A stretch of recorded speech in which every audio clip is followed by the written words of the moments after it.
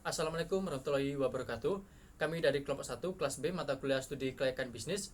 Pada video kali ini, kami akan mempresentasikan terkait analisis mengenai dampak lingkungan atau yang biasa disebut dengan AMDAL. Sebelum kita masuk ke materi, alangkah baiknya saya akan memperkenalkan terlebih dahulu anggota dari kelompok 1. Yang pertama adalah Aji Kusumawardana NIM 06, dan yang kedua adalah Evi Dwi Prastani NIM 07, dan yang terakhir adalah saya sendiri Teguh Safawi NIM 11. Lalu, apa yang dimaksud dengan AMDAL? Menurut Peraturan Pemerintah Nomor 27 Tahun 1999 tentang analisis mengenai dampak lingkungan menyebutkan bahwa AMDAL merupakan kajian mengenai dampak besar dan penting untuk pengambilan keputusan suatu usaha atau kegiatan yang direncanakan pada lingkungan yang diperlukan bagi proses pengambilan keputusan. Jadi, AMDAL sendiri merupakan suatu kajian mengenai dampak positif dan negatif dari suatu rencana kegiatan atau proyek yang dipakai pemerintah dalam memutuskan apakah suatu kegiatan atau usaha itu layak atau tidak layak terhadap lingkungan. Kajian dampak positif dan negatif tersebut berdasarkan pada analisis fisik, kimia, biologi, sosial ekonomi, sosial budaya maupun kesehatan masyarakat. Lalu, mengapa studi kelayakan bisnis ini memikirkan aspek AMDAL? Karena di era globalisasi saat ini, manusia dalam usahanya untuk memenuhi kebutuhan dan meningkatkan kesejahteraannya melakukan aktivitas yang makin lama makin mengubah lingkungannya. Oleh karena itu, sudah saatnya kita memikirkan konsep pembangunan pertanian yang berkelanjutan guna untuk menjaga kualitas lingkungan itu sendiri. Dari definisi tersebut dapat kita simpulkan bahwa AMDAL ini sangat penting baik bagi pemerintah, pemrakarsa maupun masyarakat itu sendiri. Pentingnya AMDAL bagi pemerintah itu sendiri antara lain mencegah dari pencemaran dan kerusakan lingkungan, menghindarkan konflik dengan masyarakat. Selain itu, menjaga agar pembangunan sesuai terhadap prinsip pembangunan berkelanjutan dan perwujudan tanggung jawab pemerintah dalam pengelolaan lingkungan hidup. AMDAL bagi pemrakarsa menjamin adanya keberlangsungan usaha, menjadi referensi untuk peminjaman kredit, dan interaksi saling menguntungkan dengan masyarakat untuk bukti ketaatan hukum. Lalu pentingnya AMDAL bagi masyarakat adalah mengetahui sejak dari awal dampak dari suatu kegiatan. Karena setiap kegiatan yang dilakukan oleh manusia tentunya ada dampak positif dan negatif terhadap lingkungan itu sendiri. Dan yang kedua adalah melaksanakan dan menjalankan kontrol. Yang terakhir adalah terlibat dalam proses pengambilan keputusan. Karena sejatinya manusia adalah peran utama dalam menjaga kelestarian lingkungan hidup di sekitar kita. Kegunaan AMDAL sendiri antara lain adalah bahan bagi perencanaan pembangunan wilayah, membantu proses pengambilan keputusan tentang kelayakan lingkungan hidup dari rencana usaha ataupun proyek, memberi masukan untuk penyusunan desain rinci teknis dari perencanaan usaha ataupun proyek, memberi masukan untuk penyusunan rencana pengelolaan dan pemantauan lingkungan hidup, dan yang terakhir adalah memberi informasi bagi masyarakat atas dampak yang ditimbulkan dari suatu rencana usaha ataupun proyek yang dilakukan. Jadi, pada dasarnya, suatu rencana kegiatan dapat dinyatakan tidak layak terhadap lingkungan apabila hasil kajian AMDAL, dampak negatif yang ditimbulkan tidak dapat ditanggulangi oleh teknologi yang tersedia. Demikian juga jika biaya yang diperlukan untuk menanggulangi dampak negatif lebih besar daripada manfaat yang dari dampak positif yang akan ditimbulkan, maka rencana tersebut dikatakan tidak layak terhadap lingkungan. Oleh karena itu, suatu perusahaan ataupun suatu proyek harus memikirkan tentang pembangunan pertanian yang berkelanjutan, entah menerapkan clean technology maupun green product. Ya, selanjutnya saya akan menjelaskan tentang peraturan dan perundang-undangan dan juga tata cara penyusunan AMDAL, di mana sumber peraturan dan perundangan tersebut ada yang berlaku secara internasional dan ada juga yang berlaku untuk satu negara saja. Dalam satu negara dapat saja peraturan dan perundangannya berbeda menurut provinsi dan sektoralnya. Peraturan-peraturan yang berlaku secara internasional mengenai AMDAL dapat berupa deklarasi. Sedangkan pada dalam negeri di Indonesia, peraturan dan perundangan dapat dijumpai pada tingkat nasional, sektoral maupun regional ataupun daerah, di mana dalam pembuatan izin lingkungan berdasarkan pasal 2 ayat 2 Peraturan Pemerintah Nomor 27 Tahun 2012 melalui beberapa tahapan, yaitu yang pertama ada penyusunan AMDAL dan UKL atau UPL, serta penilaian AMDAL dan pemeriksaan UKL UPL. Selanjutnya ada permohonan dan penerbitan izin lingkungan. Selanjutnya ada dalam pasal 13 ayat 1 Undang-Undang Nomor 32 Tahun 2009 tentang perlindungan dan pengelolaan lingkungan hidup. Disebut bahwa pengendalian pencemaran ataupun kerusakan lingkungan hidup dilaksanakan dalam rangka pelestarian fungsi lingkungan hidup. Kemudian dalam ayat 2 disebutkan pengendalian pencemaran dan kerusakan lingkungan hidup sebagaimana dimaksud pada ayat 1 meliputi pencegahan, penanggulangan, dan juga pemulihan. Pelaksanaan pengendalian tersebut pada ayat 3 bahwa pengendalian pencemaran ataupun kerusakan lingkungan hidup sebagaimana dimaksud pada ayat 1 dilaksanakan oleh pemerintah daerah, dan penanggung jawab usaha kegiatan sesuai dengan kewenangan, peran, dan tanggung jawab masing-masing. Ada dua jenis izin usaha dalam UU PPLH, yakni izin lingkungan dan izin usaha ataupun kegiatan. Rencana usaha ataupun kegiatan wajib AMDAL dikarenakan memiliki dampak penting terhadap lingkungan hidup. Dalam pasal 22 ayat 2 UU PPLH menyebutkan mengenai dampak penting yang ditentukan berdasarkan kriteria. Yang pertama ada besar penduduk yang akan terkena dampak, rencana usaha, rencana kegiatan. Selanjutnya yang kedua ada luas wilayah penyebaran dampak. Yang ketiga ada intensitas dan lamanya dampak berlangsung.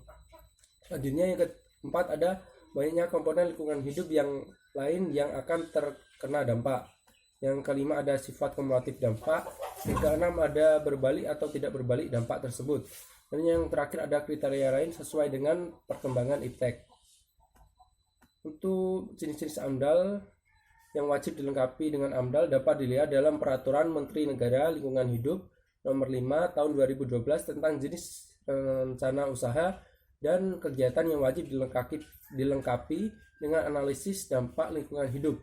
Dalam lampiran keputusan tersebut diatur beberapa jenis usaha yang wajib dianalisis mengenai dampak lingkungan hidupnya. Di mana yang pertama ada bidang multisektoral, bidang pertahanan, bidang perikanan dan kelautan, bidang kehutanan, bidang perhubungan, bidang teknologi satelit, bidang perindustrian, pekerjaan umum, perumahan dan kawasan pemukiman, bidang energi dan sumber daya mineral, bidang pariwisata serta bidang ketenaga nukliran. Tanpa adanya AMDAL tidak mungkin pengajuan izin lingkungan. Selanjutnya izin lingkungan menjadi prasyarat bagi pengajuan permohonan izin usaha. Adapun juga keputusan Menteri Lingkungan Hidup Nomor 17 Tahun 2001 mengenai jenis usaha dan juga kegiatan yang wajib dilengkapi dengan adanya AMDAL. Selanjutnya ada tata cara penyusunan AMDAL, di mana proses penyusunan menurut PP ini menguraikan bahwa ada penyusunan melalui tahapan sebagai berikut. Yang pertama ada AMDAL dapat disusun sendiri oleh pemrakarsa atau peminta bantuan pihak lain. Selanjutnya pihak lain yang membantu pemrakarsa dapat bersifat perorangan atau lembaga penyedia jasa penyusun AMDAL. Selanjutnya pemrakarsa dan dalam menyusun AMDAL dokumennya sebagaimana dimaksud dalam pasal 8 mengikut sertakan masyarakat, yaitu masyarakat yang terkena dampak, pemerhati lingkungan hidup, atau yang terpengaruh atas segala bentuk keputusan dalam proses AMDAL. Selanjutnya ada penyusunan dokumen AMDAL wajib dilakukan oleh penyusun AMDAL yang memiliki sertifikat kompetensi penyusun AMDAL. Selanjutnya ada penilaian dokumen KA AMDAL, AMDAL RKL dan RPL. Selanjutnya ada permohonan izin lingkungan hidup. Yang terakhir ada perubahan izin lingkungan hidup. Kemudian adalah komponen AMDAL. Komponen AMDAL ini mencakup 5 hal. Yang pertama yaitu penyajian informasi lingkungan atau PIL. Penyajian informasi lingkungan merupakan studi praproyek di mana nantinya pihak perencana akan melakukan kajian terkait lingkungan di sekitar lokasi berjalannya suatu kegiatan. Studi pralingkungan ini mencakup semua aspek baik fisika, kimia, biologi, sosial ekonomi serta budaya di sekitarnya. Yang kedua yaitu kerangka acuan. Setelah melakukan studi informasi lingkungan, pihak pengelola akan membuat kerangka acuan yang dijadikan dasar dalam pelaksanaan proyek tersebut. Kerangka acuan ini berasal dari hasil laporan dari studi pralingkungan. Kemudian yang ketiga yaitu analisis dampak lingkungan atau AMDAL. Komponen AMDAL berikutnya merupakan bagian utama, yaitu melakukan analisis dampak lingkungan. Dalam melakukan analisis ini, pihak pengelola harus mengutamakan keamanan dan kesehatan lingkungan, serta mengurangi dampak buruk yang akan terjadi. Kemudian yang keempat yaitu rencana pembangunan lingkungan atau RPL. Komponen AMDAL ini mencakup segala bentuk pemantauan terhadap berjalannya proyek, mulai dari pembangunan hingga selesai. Pemantauan ini harus dilakukan secara berkelanjutan sehingga dapat berjalan sesuai dengan aturan sebenarnya. Kemudian yang kelima yaitu Rencana Pengelolaan Lingkungan atau RKL. Selain melakukan pemantauan, semua pihak yang terlibat juga harus turut serta dalam melakukan pengelolaan terhadap proyek. Pengelolaan ini bertujuan untuk mempertahankan fungsi lingkungan dan menghindari penyimpangan. Yang kemudian yaitu pendekatan studi AMDAL. Pendekatan studi AMDAL ini ada 4. Yang pertama yaitu pendekatan AMDAL kegiatan tunggal, yaitu merupakan penyusunan dan pembuatan studi AMDAL yang diperuntukkan bagi satu jenis usaha dan atau kegiatan yang mana kewenangan pembinaannya di bawah satu instansi yang membidangi jenis usaha atau kegiatan tersebut. Contohnya yaitu pembangunan jalan tol dan juga rumah sakit.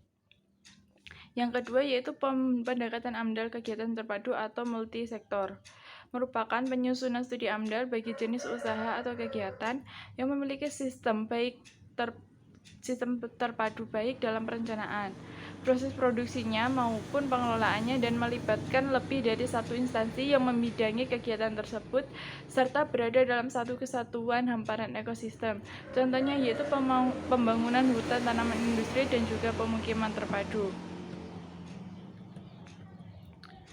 Yang ketiga yaitu pendekatan AMDAL kegiatan dalam wawasan, yaitu merupakan penyusunan studi AMDAL bagi jenis usaha dan atau kegiatan yang berlokasi di dalam suatu kawasan yang telah ditetapkan atau berada dalam kawasan atau zona pengembangan wilayah yang telah ditetapkan pada satu hamparan ekosistem.